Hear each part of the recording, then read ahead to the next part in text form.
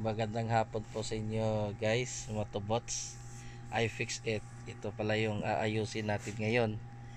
Yung Honda Beat na FI version 2 kasi parang may alog-alog or kalinsing yung panggilid niya. So tingnan natin kung ano magagawa natin. Pakinggan nyo guys kung ano yung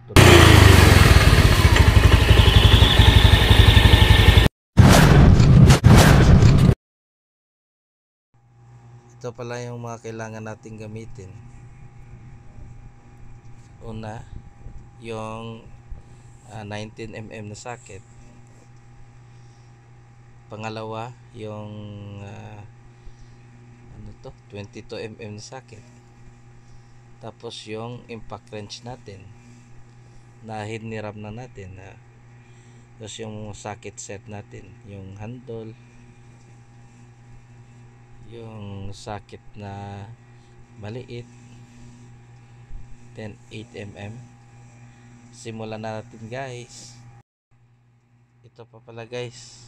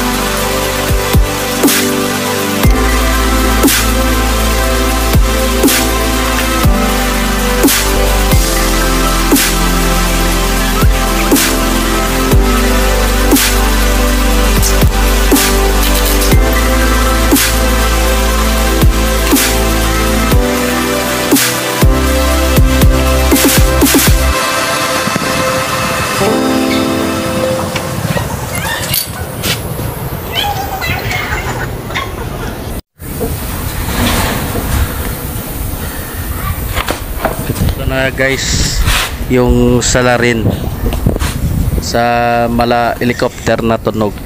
Pakinggan nyo guys. Go! Ito na mga paps, yung ipapalit natin, yung bagong pulley, yung movable na pulley. Tingnan nyo, bago. Fit na fit yung bushing natin. At wala ng alog.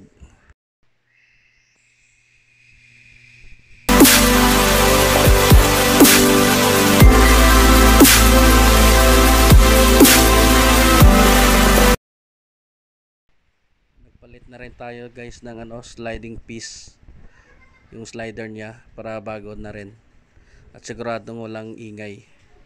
Yung bola di ko na pinalitan kasi bagong bili ko lang to.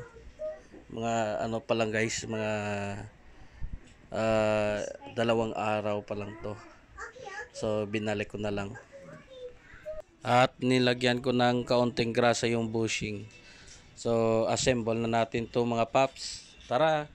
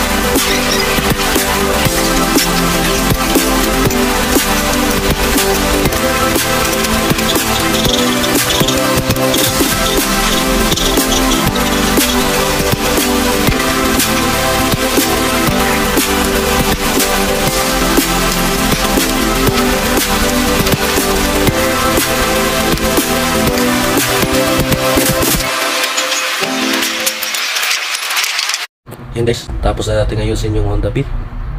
Tapos update ko na lang din kayo, nabenta ko na yung motorsiklo sa halagang 32K. So salamat Thanks for watching, guys.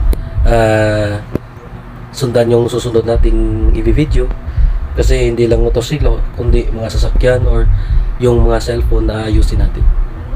So, thank you.